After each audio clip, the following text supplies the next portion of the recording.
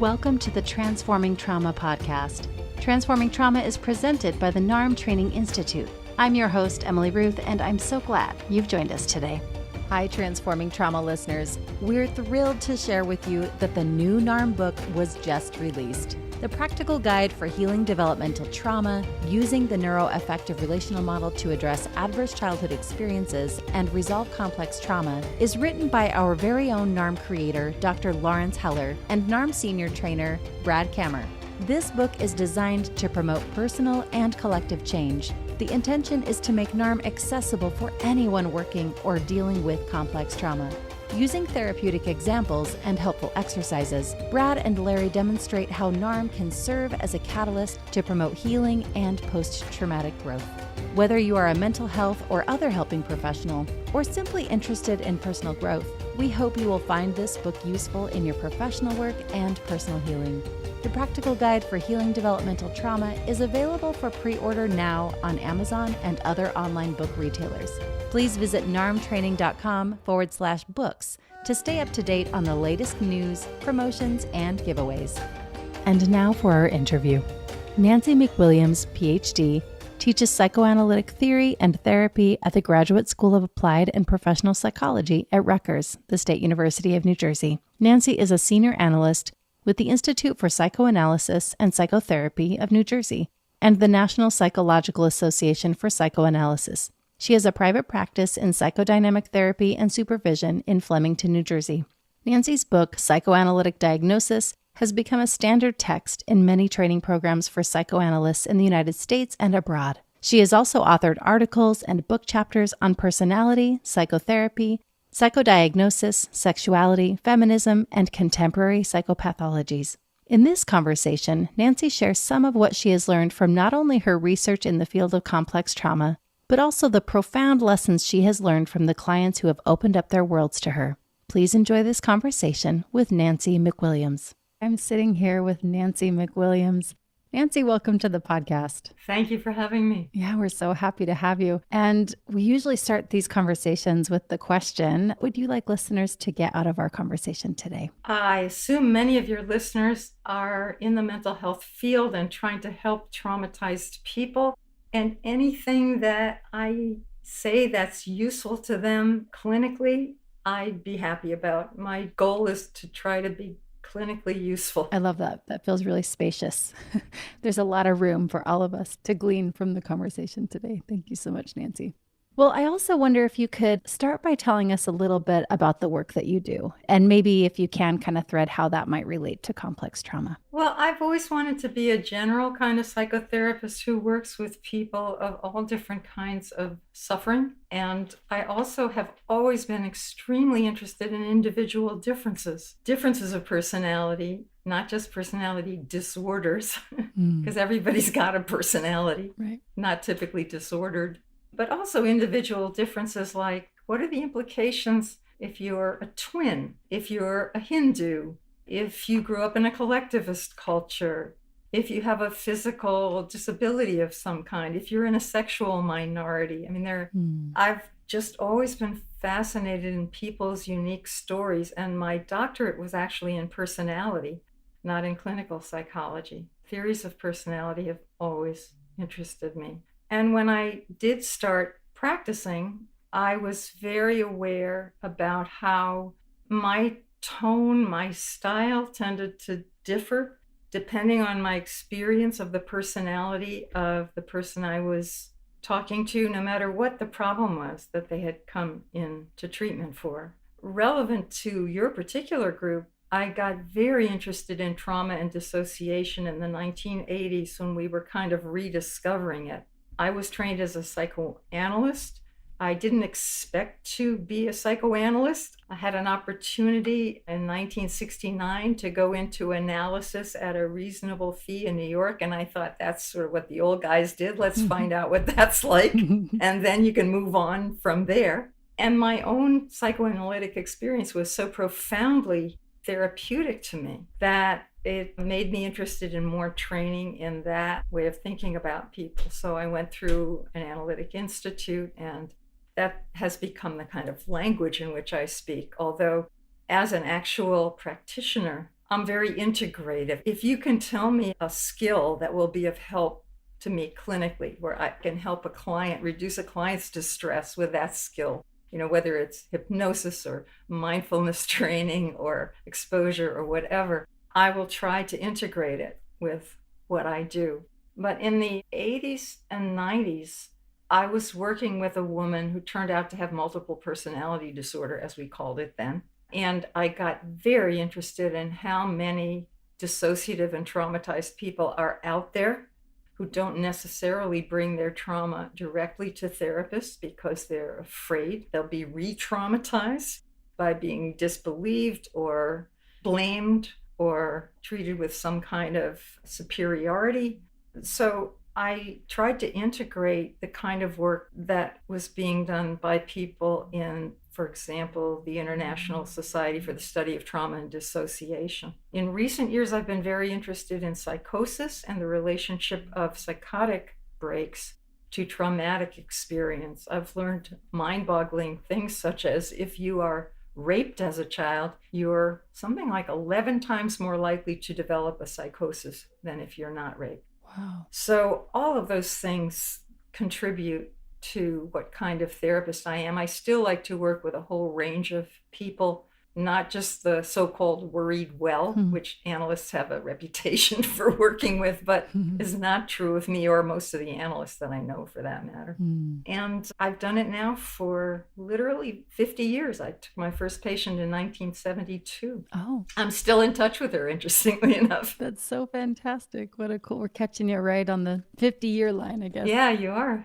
That's great. And what I'm really hearing about, it sounds like from the work that you do, is that I'm hearing that you really are appreciating the individual that's in front of you. I hope so. You don't just like have your system and this is how you work with everyone. I'm really hearing that you appreciate the differences that folks are coming to you with, and that the work that you do with them is very tailored to what they're showing up with. Yes, and that's not only intuitively reasonable to me and a long part of the psychoanalytic tradition as well, but it's also what the empirical literature supports, that it's the relationship and the adaptation to individuality that makes much more difference than what brand you subscribe to or what intervention you apply. Yeah. Oh, I appreciate that. I wondered if you could share with us how, in the work that you do, how would you define complex trauma? Is there kind of a way that you hold that or a way that you look at that? Yeah, they used to be in the psychoanalytic literature a distinction between shock trauma and strain trauma. Strain trauma. And I think that was Ernst Christ's distinction. And that was the first time I heard somebody trying to tease out the difference between having one or two horrific experiences that traumatized you versus ongoing traumatic experience such as childhood sexual abuse. I think Judith Herman, we owe her a lot for making the argument that this is as damaging to people as war, because it's a constant kind of uninvited torture that requires them to bounce into the flight, fight, or freeze reaction. And so I think of complex trauma as trauma that not only had multiple sources, but lasted over a long period of time, and that has invaded many areas of the person's life. Sometimes with one-shot traumatic experience, even horrible ones, you get just one set of symptoms. Maybe you'll get a conversion disorder like a temporary blindness, for example. But you won't tend to have it invade every area of your functioning, your relationships, your bodily experience, your cognitive functioning, and so on. Does that make sense to you? Yeah, I was going to say that word that you used, invade. Like, it's an invasion. It does feel like it just kind of permeates so many aspects of life when there's that kind of trauma. And this is not exactly what you asked, but I feel strongly about trying to keep the word trauma for overwhelming experience. It's used awfully loosely now.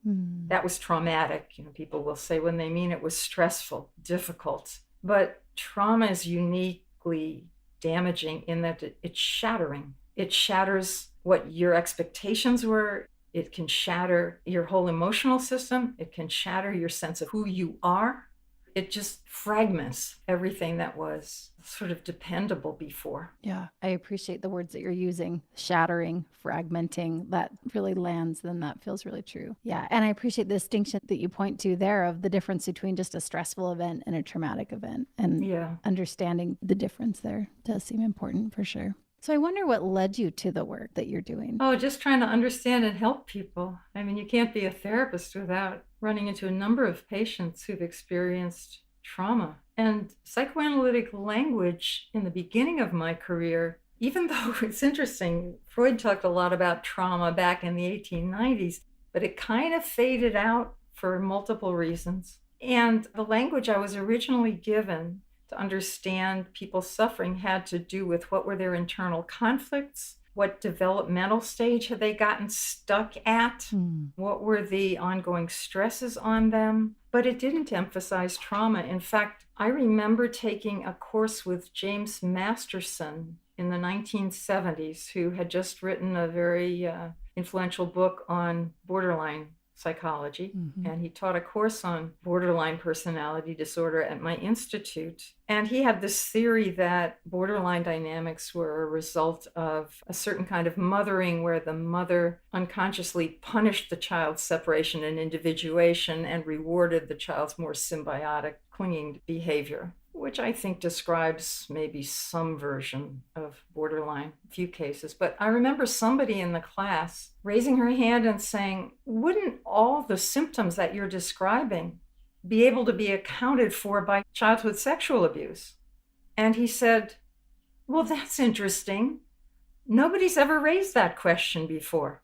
That was what caught my attention. It was the mid-1970s, and nobody had thought about that yet. It took the combination of the women's movement in the 70s, the Vietnam vets starting to talk in the 70s, and a couple of high-profile descriptions of dissociative people like Eve in The Three Faces of, or Sybil, to suddenly get our attention to trauma again. I think as a culture in the post-war era, we had wanted to close our eyes to trauma, to our parents' trauma of the war. Our parents didn't want to talk about it. People who were victims of the Holocaust didn't want to talk about it. And we stopped talking about it. It's very interesting. I heard a historical analysis once of somebody showing that whole cultures go through periods of emphasizing trauma and thinking about it and addressing it, and then periods of not talking about it and minimizing it and acting as if, get over it.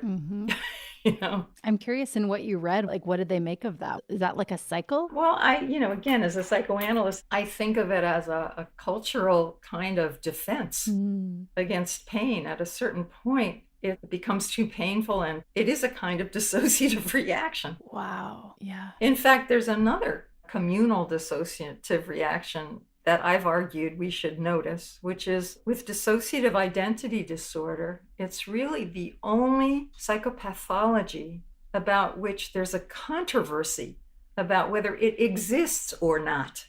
And when you ask people why they don't think it exists, they'll either tell you, well, I've never met a person with DID, or it just strains my credulity that you could have different personalities who don't remember each other. The first objection, it doesn't surprise me when skeptical people say they've never seen anybody with DID, because traumatized patients aren't going to open up to somebody that they think is skeptical, right, and who's not going to believe their story of childhood abuse. The second issue is interesting to me, that it's just not credible, because I think to myself, seems completely credible to me that if you were raped and tortured and you were helpless to stop it and you were in unbearable pain and horror, that we would have a mental mechanism for going somewhere else and being somebody else. That's a remarkable thing, but it doesn't strain my credulity. On the other hand, I have a hard time understanding how somebody who weighs 82 pounds and is starving to death can believe she's obese and keep starving herself. I find a severe anorexic patient really difficult to feel my way into. So I'm thinking it's not either of those explanations, even though people say that's why they don't believe in it. So what is it? I think it's essentially a kind of countertransference at the systemic level. In other words, when you sit with a dissociative patient, you see them going back and forth again and again. Is this true? Did it really happen? No, maybe I'm making it up. Maybe I'm just wanting attention. No, I think it happened to me. In some states, I remember it. No, that couldn't possibly have happened. That was the parent who loved you.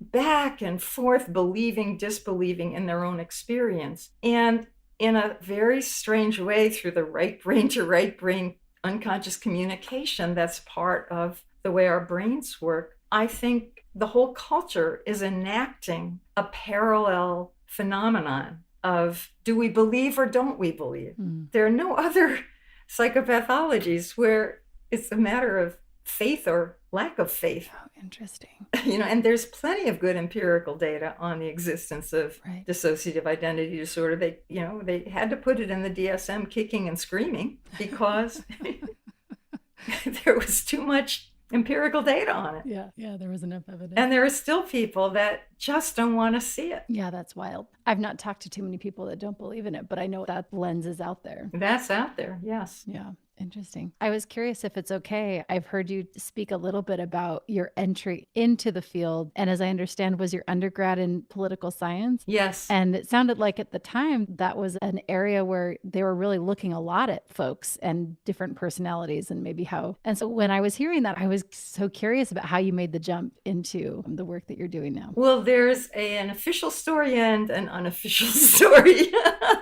You can tell us whatever story I will be glad to tell you both. It wasn't so much that in political science they were talking about individual differences, but they were talking about human psychology. And in the psych department at Oberlin College, where I went to school, they didn't let you talk about people until your third year. You had to run rats, and you couldn't take their tough intro course until your second year. You had to run rats for a year, and your third year you got to start talking about people. And it was also a very demanding major, which would have made it impossible to study other things to the degree I wanted to. In political science, it was a minimal major, and they were talking about people and why they vote the way they do and what are the psychologies that go into certain kinds of leadership. And I thought, I'm going to sign up with them, and that way I can not only learn about people and their political behaviors, but also I can take other courses, in philosophy and the arts and the social sciences and so on. I love it. My professor at that time, my faculty advisor, picked up that I was kind of a psychologically oriented person. And for my honors thesis, he said, for your honors thesis in political theory, you're kind of psychological. Why don't you consider doing a paper on Freud's political theory? And he handed me a copy of Freud's Civilization and Its Discontents. And I was captured by it. And I started reading other psychoanalytic writers. And I found that was what I really found my passion in, especially the work of Theodore Reich. Now you have to put yourself back in 1965 for this to make sense to you. The feminist movement hadn't happened. And Reich was talking about sex differences as if women differed from men, but not in an inferior way. Everybody else who was writing about sex differences was talking about women as a kind of deviation from the male norm. And I was so taken with the fact that he was respectful about women's different experience of the world that I started reading everything he wrote. I realized he was still alive. I went to meet with him, and he encouraged me into the field. That's the official story. The unofficial story is I married my faculty advisor, which in 1966 was not considered a patriarchal abuse of power on his part, although you could argue that it was. And he was well known in political science, and I thought if I stayed in political science, I would always be Mrs. Carrie McWilliams, and that I could never really chart my own course. So I got out of his field. We had moved to Brooklyn after I graduated. We married at the beginning of my senior year. And I took courses at Brooklyn College in enough psychology that I could get into a graduate program in psychology. And then I was launched. I love that. Oh, thank you for telling us both stories. That was a very astute question. You've been doing your homework. Well, I was so curious. When I heard you talking about it, I was like, what is it that took you into this? It's not really a completely different direction because like I heard you say that in your political science studies, they were talking about humans and people and why they do what they do. So it actually made a lot of sense, but I was curious if there was more there. And I wondered if we could kind of go in a little bit different direction, if you could talk more about the work that you do as it relates to personality disorders. As I remember, you said that your PhD was in personality. Yes. What can you tell us about that? Yes, I'm interested in personality differences, not just disorders. My doctoral dissertation was actually on altruistic people. I wanted to study people who had spent their lives saving, rescuing, healing, helping other people. And it was fascinating qualitative study. But in terms of personality disorders, you can't work in this field very long without being impressed by how some things are really tied up in personality. I mean, there's a very big difference between somebody who gets an obsessive disorder, for example, under a particular kind of stress, who sees that it's kind of crazy to have the intrusive thoughts and rituals that they find themselves involved in, who seeks help, and who can name the stress. That's a very different kind of patient from the patient who's been obsessional and compulsive since the age of 7, whose family behaved that way as well, who actually feels suspicious of the therapist if the therapist thinks that some of their rituals may not be necessary, and treats you as if maybe you're a contaminating force if you question, for example, the fact that they boil all the sheets and towels every morning. So they can't name when they started. They don't really see it as a problem. It emerges in the context of some other issue that they have. Yeah. And that's really the most important thing to deal with. But that's going to take some time. That's a personality issue. It's not a disorder issue, really. Maybe a personality disorder, but it's not a symptom disorder. Right. So I just noticed those differences. I also noticed how, the original idea of a borderline level of organization was not a type of personality disorder. It was that there are some people who are suffering enough to be pretty close to psychosis under certain circumstances, especially rejection or loss, but who are not psychotic. They don't have delusions, they don't have hallucinations, and they're squarely in reality. But they don't seem to have a kind of identity integration, and they use pretty primitive defenses like denial and withdrawal and primitive kinds of idealization and devaluation and splitting and so on. So the original idea is there's a kind of continuum from healthy through neurotic through borderline with psychosis to psychosis. And I got interested on where people were in that dimension in general. 2 different people could come in with, let's say, an anxiety problem. And with one of them, which I later learned to conceptualize as somebody more at the neurotic level, they experienced themselves as having an internal conflict, and both sides of them made them anxious for different reasons, and you could kind of unpack that, and it felt to them like an internal issue, and they related to the therapist as a potential collaborator in looking inside them. But there was a different kind of patient with the same symptoms who would come in and be totally anxious one day, not anxious at all the next day, not make any, connections between those 2 experiences, and who would treat the therapist as not so much a collaborator to look inside the patient, but as a source of anxiety or soothing. And so, instead of coming in and saying something like, I noticed myself having the fantasy that you were critical of me, even though you've never said anything critical. They would come in and they would say, bitch, I'm sick of your criticizing me. And then you would hear something that you said that you meant to be supported was experienced as an attack. And it's a very different kind of working with people. I eventually learned those people usually had some trauma in their history, and they were in different self states at different times. And they sometimes worried that I was a return of the persecutor. They tended to fluctuate between whether they saw me as a rescuer, a persecutor, a victim, or a non-responsive bystander. Those seem to be the 4 roles they would put me in. And there's a big psychoanalytic literature on this. Will you say those again? The rescuer, the persecutor, the victim, and then unresponsive bystander. I have so much curiosity right there. I'm like, what landed for me right when you said that, the unresponsive bystander, I almost had like a little bit of a internal reaction just around that one. I can imagine. So that's interesting. Because it's my own clinical experience and that of most of my colleagues that I've talked to about this, that when people have been subject to sexual abuse in childhood, ultimately they are angrier at the person who let the abuse happen, who closed their eyes to the fact that, let's say, their husband or their brother or their sister or their mother was committing the abuse, than the actual abuser. The abuser at least had a relationship with them. The non-responsive bystander acted as if they weren't important enough to protect.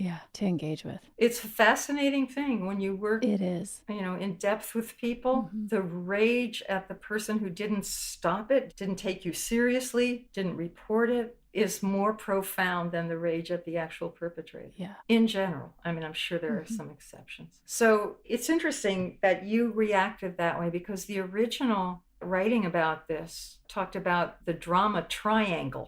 It was written by a guy back in the days when transactional analysis was kind of trendy. And he talked about the drama triangle being the rescuer, the persecutor, and the victim. And it was over some time that therapists chimed in and said, there's another party here, and that's the non-responsive bystander. And the way that we came to this was, through transference reactions of patients. It's easy to see when a patient is frightened that we're going to be the persecutor. It's easy to see their wish to see us as a rescuer.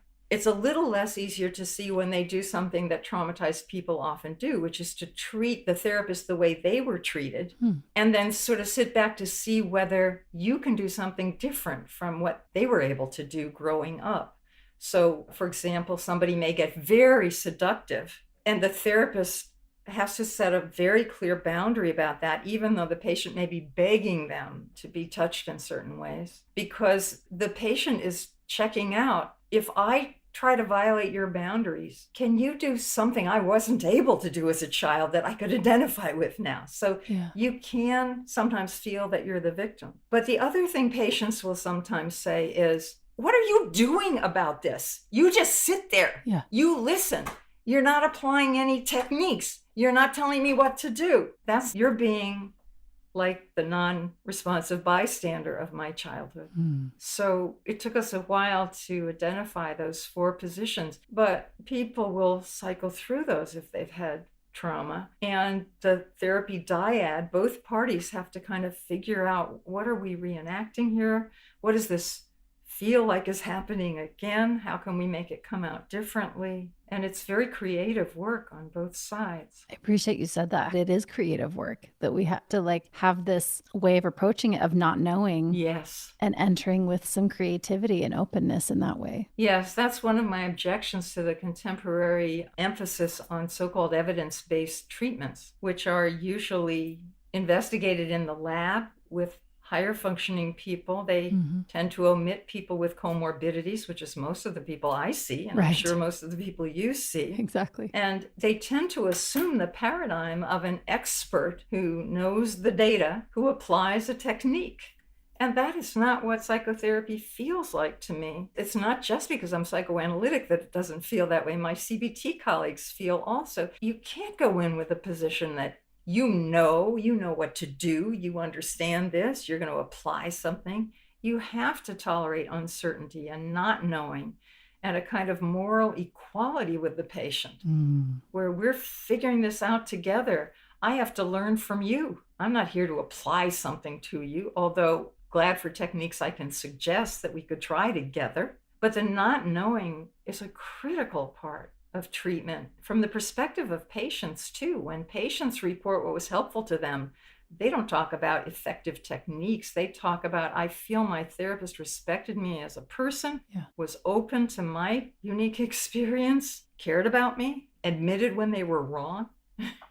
So those things, I think one of the things that's happening to psychotherapy today is that certain academic paradigms are taking over the human process with insufficient respect for accumulated clinical experience. In fact, therapists are often talked about with some contempt in the university as if they're all, paying attention to these old theories and they're bumbling along and they don't know all the newest things that we know from the psych lab. And I think there's been an increasing chasm between practitioners and researchers that we have to repair from both ends, because research is profoundly important. Sure, yeah. But it should be informed by what practice actually feels like and what kinds of patients we actually work with. Mm-hmm. They're not high-functioning people with one disorder, not comorbid with anything else. And when you omit from your study anybody who has something comorbid, right, then you're omitting most of the people that we work with. Mm-hmm. Yeah, that's really struck me too. Just in my own, research and curiosity, it's like a lot of the research kind of cuts out, like you're saying, a lot of the folks that, when we're boots on the ground and we're like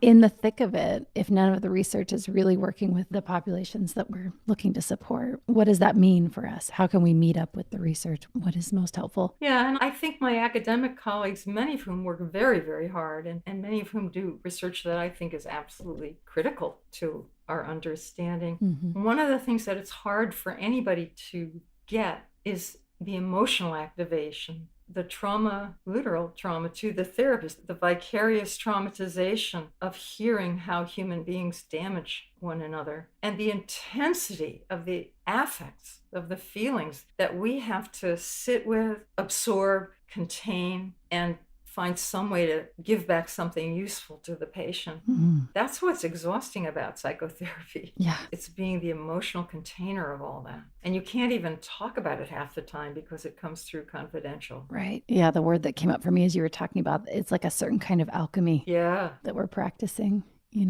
that can be really taxing and we need the support to do it. So back to your question of how I got into personality disorders, it was the people who were studying personality disorders who gave me more of a language to understand these processes. Otto Kernberg's work, for example, Kernberg talks about people communicate on channels 2 and 3 as well as channel 1, which is verbal communication. Right. Channel 2 is body language, facial affect, and channel 3 is they evoke in us powerful affects that we have to understand and control and tolerate. I think when I was a beginning therapist that when I got well along in the field, I wouldn't feel quite so intensely activated by patients, but it's never happened.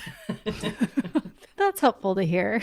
Thank you for sharing that. And now I have curiosity around if you could go back and tell your beginning therapist self, what would feel important? Oh, let's see. I think my beginning therapist self needed to tolerate more uncertainty.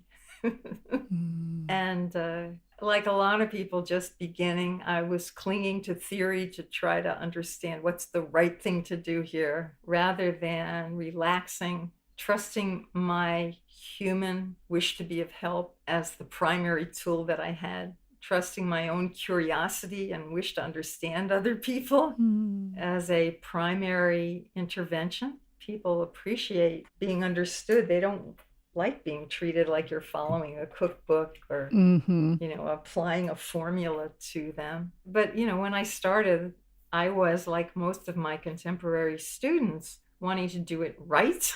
Sure. I had the fantasy that there was some version of the experienced therapist who would know just what to say. And sometimes I feel like my experience has taught me what I can say in this kind of situation, but it's very rare that I feel, aha, I know just the intervention here. It's always a work in progress. And I would have profited from knowing more about that at the beginning. Not to mention, I would have profited from somebody talking more about trauma. Yeah. I'm just grateful to Judy Herman for starting that conversation. Yeah. I think you're the second or third interview just in the last little bit that where someone has mentioned her work and how important and really vital to the field that we're in. Yes. Yeah. I echo that as well.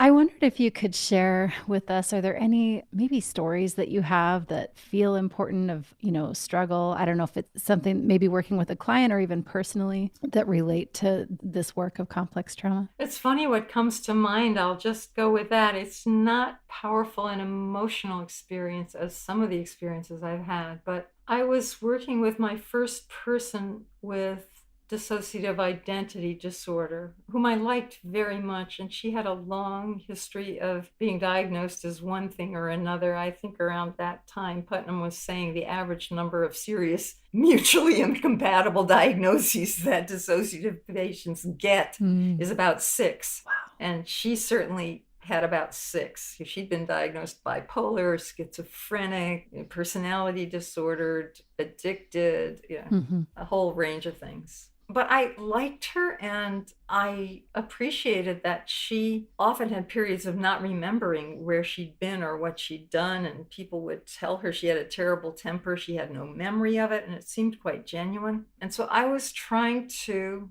find out more about these different self states, some of which she remembered and some of which she didn't. And one night on my answering machine, I got this little girl voice that sounded like a little girl version of her voice saying, "Why are you stirring all this stuff up? It was hard enough the first time. She doesn't have to know about this kind of thing. What are you doing? What are your credentials anyway?" I mean, like a 9-year-old girl really telling me off. And since I hadn't picked up the phone, it was on my answering machine, which we had back in the day. And when my patient came in the next time, I said, "Did you have any reactions to our past session?" She said, "I thought it was pretty helpful." And I said, "Was there any part of you were in touch with that was feeling like I was stirring up too much stuff that was going to be troublesome?" "No." I said, "Well, I got this message. I think it was from one of the versions of you that live inside you that you're not always aware of." And I played it for her. And it was so interesting, her reaction. She said, "I have a couple of reactions. One is, she did what?" And I was really interested in her use of she for a part of herself. And she said, "It's interesting. I do know that must be me, but my reaction is like a mother to a troublesome 9-year-old girl." Interesting. And she was clearly not trying to put anything over on me. You know, people who think that traumatized people are trying to work some kind of scam on you. Why would anybody do that? They come to us because they're suffering, you know? Right. That made a big impression. She did what? So I began thinking, God, what would it be like not to remember ways in which you've told people off or self-states in which you may have wounded somebody? It would be awful. And at the end of her treatment, which went well, I think both of us were hoping for a more grand integration. What we got was more of a kind of cooperativeness and lack of amnesia for certain parts of her. She said to me, "You know, I was hoping that at the end of our work, I would no longer ever dissociate." And that's not true. There are situations where I will still dissociate. But when I lose time now, it's rarer. And it's such a relief to be able to say to people, "You know, I do have a trauma history. I sometimes lose time. Did I do or say anything in that period that was a problem for you?"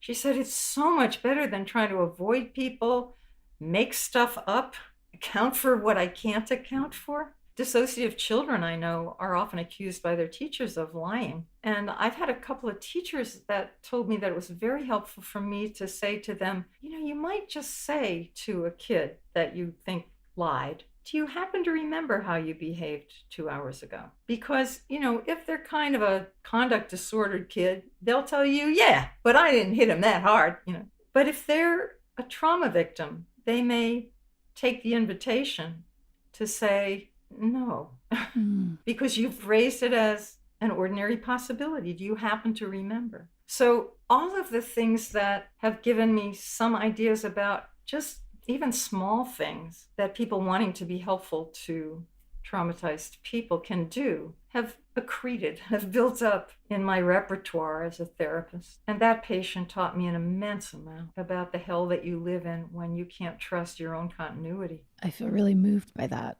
story. A couple of things jump out at me. I mean, the first one just being that, as you said, she was hoping for some kind of more grand resolution. Yeah. And a lot of times with our clients, we can have these hopes, you know, that the pain of what they're experiencing could just somehow, we could work that all out. And sometimes that's just not what happens, and kind of softening around that and being okay with that. And it just sounds like she was able to come to a place, in the work that you did together, to be more accepting of that, of like what the reality is. And I think that really, probably most of us in the field could really benefit from holding the work that we do with clients around that. It may not be some grand resolution. Yeah. And just soften around that. Yeah, I think we get into this field because we have hopes to transform people from their suffering selves. And we don't really transform them. We help them a lot, though, and they appreciate it. I think I once heard Mary Gale Frawley, who wrote a beautiful book about working with survivors of childhood sexual abuse, say that she had to change from the hope that she would be able to make a traumatized person into an untraumatized person, and that she had to grieve that and accept the reality that they would never become an untraumatized person, but they could become a person who happened to have been traumatized and who had ways of dealing with that now. And that's a pretty big thing to be able to give people, but it's not quite as dramatic and transformative as both we and the patient would wish. Yeah. Trauma really, really does damage. It damages the brain, it damages one's hope, damages one's relationship. It doesn't mean that you have to accept that level of damage. You can certainly move on and grieve it, but you're never going to be a non-traumatized person again. Because we can't go back and change the past. That's just not, we don't have time machines. So that's not an option. But I like what you said there, though. And how did you say it? We could become people who happen to have been traumatized? Rather than a person who was no longer traumatized person. Yeah, it's subtle, but it's actually really big. And then the second part that just really landed for me was this idea of opening up space, just the curiosity, almost like making it a possibility of like, do you remember how you acted 2 hours ago? Like there actually is a possibility that maybe they didn't, and that someone who has been through trauma could then kind of walk through that door if they choose to be open about what their experience is and how valuable that is in the work. Yes, when I first started working with people with what we then called MPD, and I don't want to present myself as if my experience is vast. I've worked with 2 or 3 such people, and I've supervised the cases of a handful more. So I'm not an expert on this, like someone like Richard Kluft or Bessel van der Kolk. I've learned to ask in an open-ended way about things. Do you ever worry that you don't remember certain things? Do you ever wonder whether you might have had experiences that were overwhelming? So that it's not quite so binary. Were you or weren't you? But with adult patients, back when I started, most people with dissociative identity disorder were very wary of ever telling a therapist that they became someone else, that they didn't remember, that there were whole swaths of their life that they didn't remember. They were afraid they'd be thrown into mental hospital for the rest of their lives, or disbelieved, treated as sociopathic liars. So the therapist had to learn ways to talk, to invite that stuff in without necessarily setting a tone of, I'm sure you had traumatic experience. Tell me about it.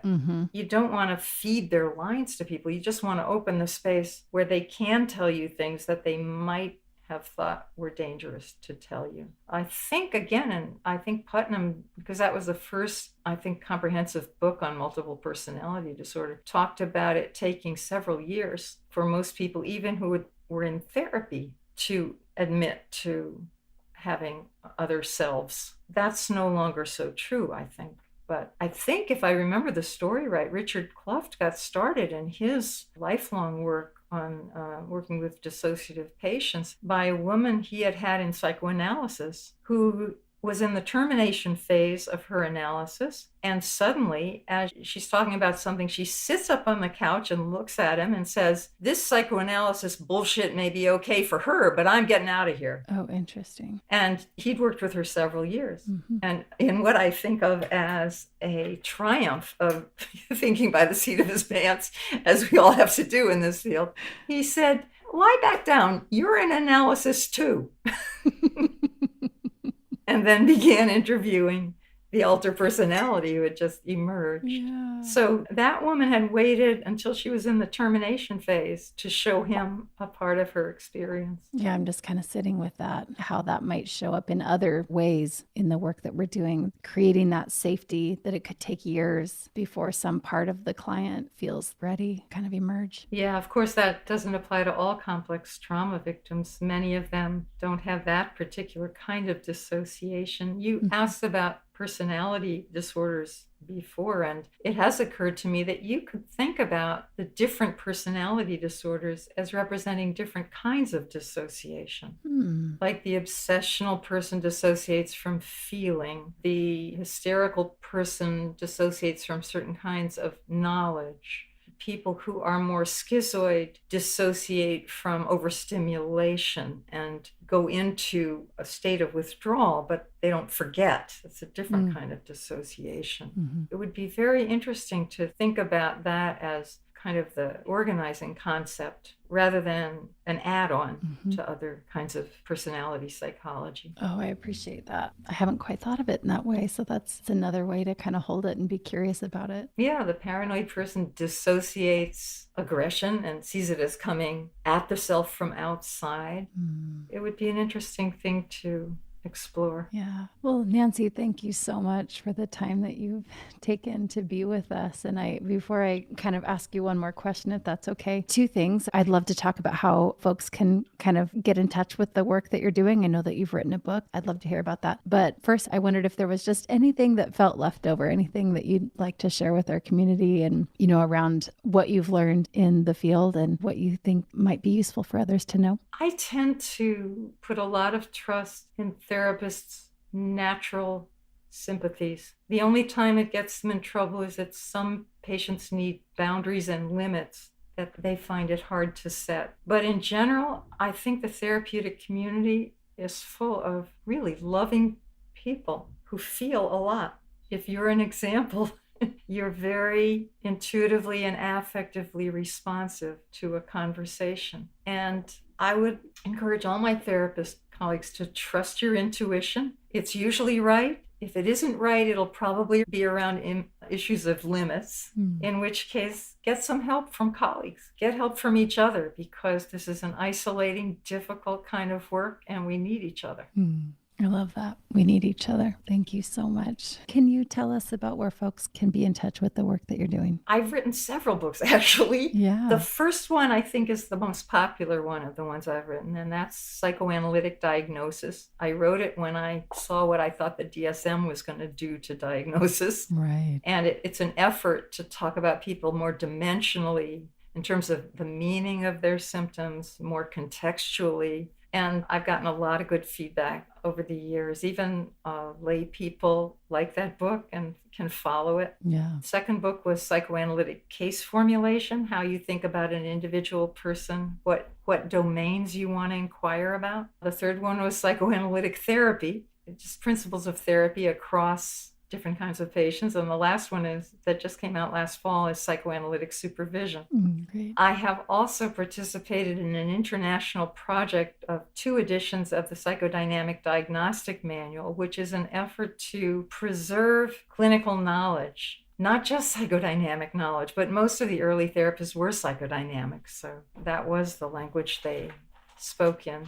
My CBT colleagues tell me that the PDM, the Psychodynamic Diagnostic Manual, is useful to them too. So great. If you're looking for a way of thinking about individual differences, maturational capacities, symptoms and what they mean in different age groups, that would be the place to go. It's not too expensive. I don't make any royalties, so I'm having no conflict of interest here. The royalties go into a fund for clinical research. And its second edition is Guilford Publications 2017. Vittorio Lingiardi and I are the co-editors. And that gives you a big overview of a kind of thinking that I think might be quite helpful to people working with trauma. Plus, there's a specific section on trauma. Wonderful. Great. And we will put the links to those in the show notes for anyone listening who is interested in that. Well, thank you again, Nancy. This has been really lovely to talk with you and to learn about the work that you've done and how that's continuing on in the field. Thank you. And you're very welcome. Thanks so much for joining us for today's episode.